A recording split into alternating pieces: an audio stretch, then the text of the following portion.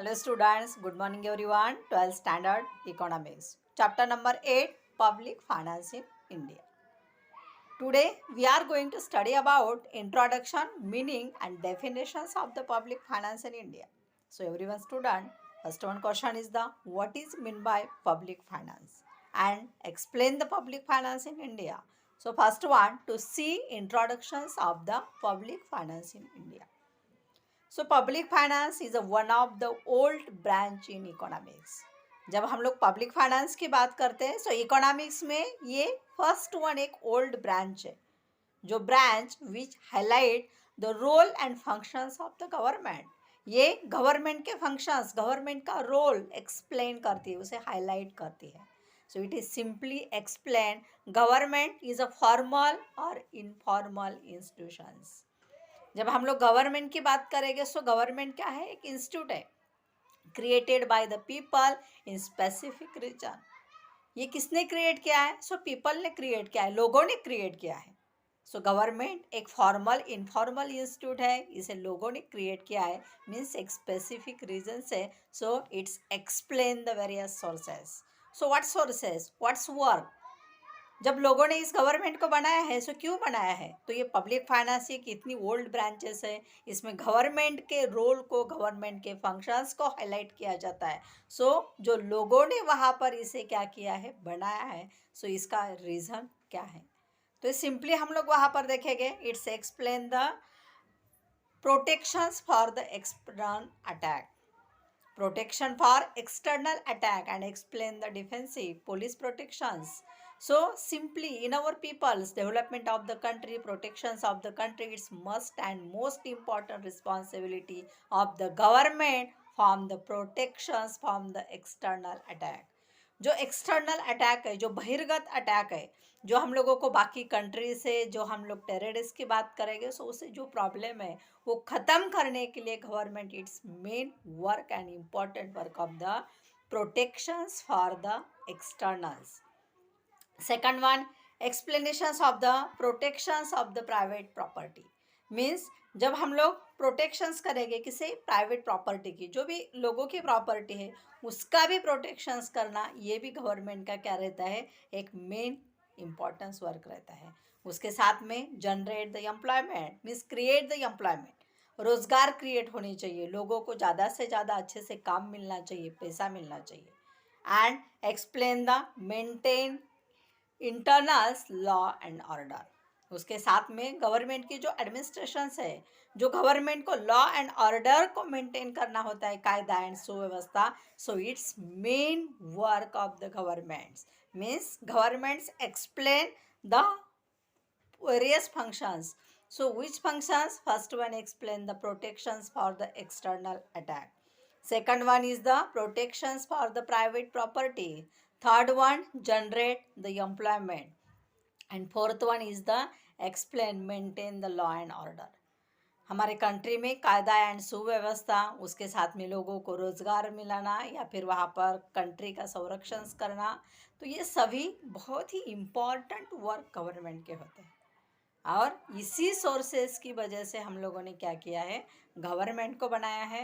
और गवर्नमेंट का main functions and role क्या है, जिसका नाम है पब्लिक फाइनेंस. उन्हें फाइनेंस प्रोवाइड करना गवर्नमेंट को, और वही फाइनेंस से गवर्नमेंट क्या करेंगे, कंट्री को प्रोटेक्शंस देंगे. सेकंड वन कंटेंट की तरफ जाएंगे हम लोग. So this functions of the government can be classified. जो फंक्शंस है, जो अभी हम लोगों ने फंक्शंस देखे थे, उसे हम लोग क्लासिफाइड करेंगे. सो 2 पॉइंट है, 2 पॉइंट में उसे क्लासिफाइड करेंगे. सो फर्स्ट वन पॉइंट है obligatory functions. So what is mean by obligatory functions? So obligatory functions means explain the external attack, protections from the external attack. जो एक्सटर्नल अटैक है उसे protections करने के लिए ऑब्लिगेशंस फंक्शन को explain किया जाता है. Maintaining internal law and order, कायदा एंड सुव्यवस्था, so are obligatory functions of the government. There are 2 main functions. First one is the protections for the external attack and second one is the maintain law and order, means internal maintain the law and order. So किसी भी country में, या फिर हम लोग जब India की ही बात कर रहे हैं, सो इंडिया में गवर्नमेंट को जो ऑब्लिगेटर फंक्शन में क्लासिफाइड किया जाता है कि हमारे कंट्री का प्रोटेक्शंस होना चाहिए। किस तरीके से? सो एक्सटर्नल जो प्रॉब्लम है उससे प्रोटेक्शन होना चाहिए, ठीक है ना। सो फिर वहाँ पर कोई मतलब डिसीजेस भी हो सकता है, कभी बाहर से अटैक भी हो सकता है। सो उस चीज़ से हमारा प्रोटेक्शन होना चाहिए। और उसके साथ में हमारे कंट्री में कायदा एंड सुव्यवस्था प्रॉपर एंड मजबूत होना चाहिए, उससे हमारा प्रॉपरली प्रोटेक्शन होना चाहिए। तो इसे कहा जाता है ऑब्लिगेटर फंक्शंस ऑफ द गवर्नमेंट, ठीक है। सेकंड वन पॉइंट की बात हम लोग करेंगे, सो ऑप्शनल फंक्शंस। अभी जो ऑप्शनल फंक्शन है, ऐसी फंक्शन है, so provision of the education, health and service. Government provisions कर रहा है, क्या क्या प्रोविजंस कर रहा है? So first one education and health service. भले ये ऑप्शनल दिख रहा है बट गवर्नमेंट का ये भी बहुत ही इम्पॉर्टेंट फंक्शन है कि हमारे कंट्री में एजुकेशन एंड हेल्थ प्रोवाइड होनी चाहिए। Every people's right of the education and health service and this roles play of the government. उसी रोल को गवर्नमेंट प्ले कर रहा है कि हर पीपल को, फिर वहाँ पर हो किसी स्टेट का हो या फिर कहीं भी जगह पे रहने वाला हो, किसी भी कास्ट का हो, किसी भी चीज़ों से रिलेटेड हो, वो इन तरीके से बाहर नहीं रहना चाहिए। मतलब एजुकेशन एंड हेल्थ क्या होना चाहिए? मिलना चाहिए। सेकंड वन हम लोग देखेंगे, provision of the social security like the pensions and other welfare measures. Social security भी मिलनी चाहिए। Just for example government servant provide the old age pension and the same today's. So most of the private sectors provide the pensions. हम लोग कई बार देखते हैं कि वो भी कुछ हद तक वहाँ पर मतलब कुछ पैसा क्या कर रहे, प्रोवाइड कर रहे हैं। बट गवर्नमेंट की जब हम लोग बात करेंगे, सो जो ओल्ड एज पेंशंस गवर्नमेंट से प्रोवाइड होता है, ये गवर्नमेंट का एक सोशल कंसर्न है। और उसके साथ में welfare of the people, every people's welfare, it's the main work of the government. Why? So because development of the country, development of the people, rise in the standard of the living, इसी चीज़ों से लोगों का स्टैंडर्डनेस बढ़ेगा, country का development हो जाएगा, या फिर हम लोग क्या कर पाएंगे, कंट्री को अच्छे से वहाँ पर आगे लेके जा पाएंगे, ठीक है। सो मुझे लगता है ये दोनों ही फंक्शंस आप लोग को बहुत अच्छे से समझ में आए होंगे और अच्छे से याद रखो। Government functions is the two functions, first one is the obligatory functions, and obligatory functions explain the two numbers. First one is the protections for external attack, and second one is the internal maintain law and order. Second one optional explain the first one is the main provide the social means education and health, and second one is the social welfare and old age pension. तो इस तरीके से वहाँ पर हमारे optional functions and obligatory functions में government functions को classified किया जाता है, ठीक है। तो अभी हम लोग इसका नेक्स्ट वन पॉइंट देखेंगे जिसका नाम है meaning and nature of the public finance. अभी तक हम लोगों ने देखा है कि पब्लिक फाइनेंस गवर्नमेंट का होता है। पब्लिक फाइनेंस बनाने के लिए हम लोग वहाँ पर गवर्नमेंट को पैसा दे रहे हैं, गवर्नमेंट का ये मेन वर्क है। उसके लिए दो टाइप्स में क्लासिफाइड किया जाता है। तो एक्चुअली अब ये पब्लिक फाइनेंस का है। So to perform the above mentioned functions adequately and efficiently, जो ऊपर वाले फंक्शंस है जो अभी हम लोगों ने देखे थे, सो उसे प्रॉपर वहाँ पर डेवलप करने के लिए, एडुकेट करने के लिए, या फिर उसे इफिशिएंटली करेक्शंस बनाना, ये पब्लिक फाइनेंस का मेन वर्क है।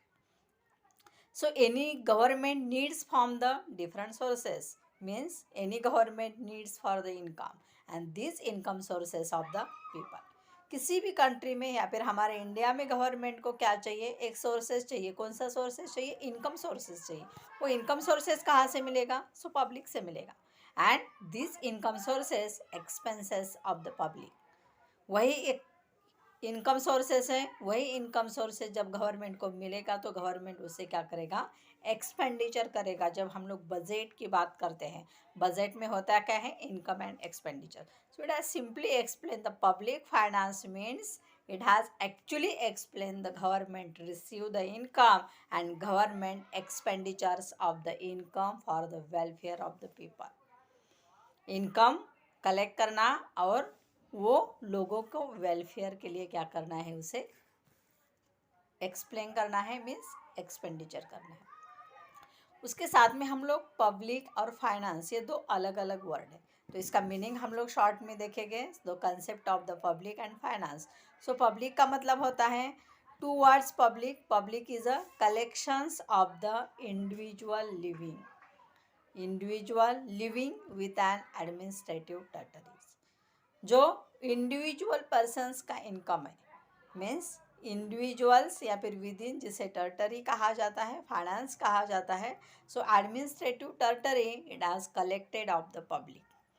Public means individual living within administrative territory, जो गवर्नमेंट की प्रशासन व्यवस्था का भाग रहता है.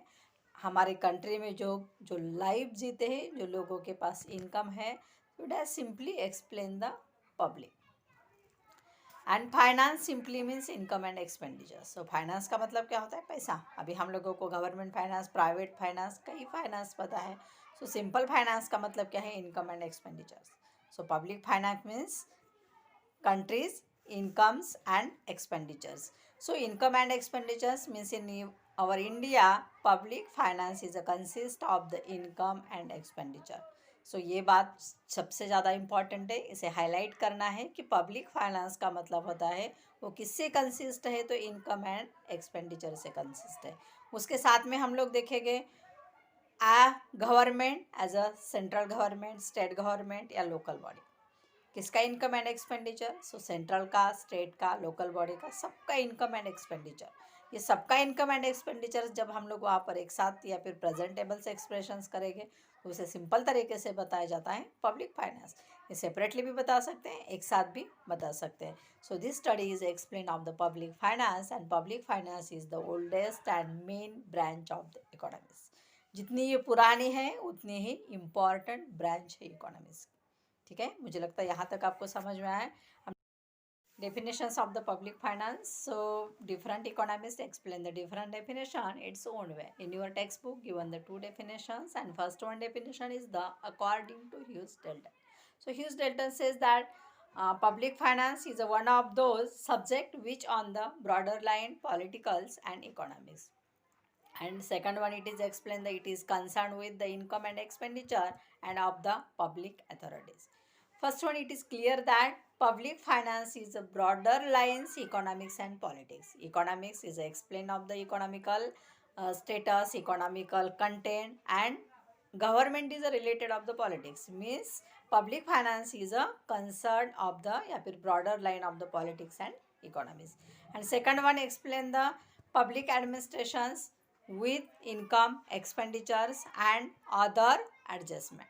गवर्नमेंट को इनकम, एक्सपेंडिचर, उसके साथ में अदर एडजस्टमेंट के बारे में क्या करना पड़ता है? एडजस्टमेंट करना पड़ता है. उसके लिए वहाँ पर वेलफेयर्स करना पड़ता है. तो सिंपली हम लोग बता सकते हैं कि we study the activity of the government, the political science too. So government को political science, economical science and second one is the income and expenditures, ये सबकी स्टडी करनी पड़ती है. ठीक है. सेकंड वन डेफिनेशंस देखेंगे according to professor Findlay Shirras. So Findlay क्या बता रहे हैं? Public finance is the study of the principle. उनके स्टडी का एक प्रिंसिपल है, एक तत्व है, वो कौन सा है? So underlying the spending and raising. Underline करना है किसे? Spending and raising of funds by public authority. जो भी वहाँ पर पब्लिक फंड आ रहा है, पब्लिक फंड की जो अथॉरिटी है वो गवर्नमेंट की अथॉरिटी है. उसका मतलब है वो बढ़नी चाहिए और उसके साथ में कंट्री में क्या होना चाहिए? ज़्यादा से ज़्यादा एक्सपेंसेस होना चाहिए. वो बढ़ेगी, गवर्नमेंट का इनकम बढ़ेगा, तभी तो क्या हो जाएगा? गवर्नमेंट की अथॉरिटी मीन्स वहाँ पर वेलफेयर भी बढ़ जाएगा. ठीक है. सो नेक्स्ट वन पॉइंट हम लोग देखते हैं difference between public finance and private finance. Public finance and private finance के बीच में कुछ हद तक हम लोग छोटा सा शॉर्ट लिंक डिफरेंस देखते हैं जो आपके टेक्स्ट बुक में 71 पेजेस पे आपको दिया गया है. सो फर्स्ट वन पॉइंट उन्होंने दिया है ऑब्जेक्टिव. क्या ऑब्जेक्टिव है?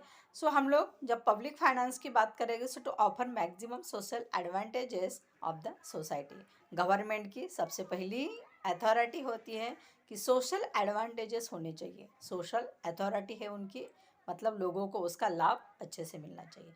तो हम लोग प्राइवेट फाइनेंस की बात करेंगे so to fulfil the private interest. उन्हें ज़्यादा से ज़्यादा इंटरेस्ट मिलने चाहिए, ये उनका ऑब्जेक्टिव है. और गवर्नमेंट को ज़्यादा से ज़्यादा क्या करना है? कंट्री को सोशल एडवांटेजेस प्रदान करना है.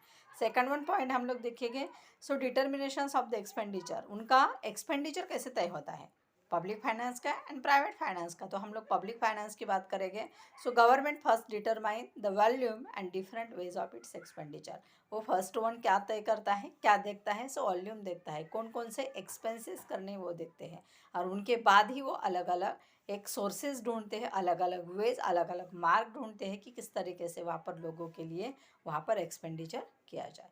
ठीक है, तो अभी हम लोग प्राइवेट फाइनेंस की बात करेंगे। So an individual considers means private finance consider has a income and then determine the volume of expenditure.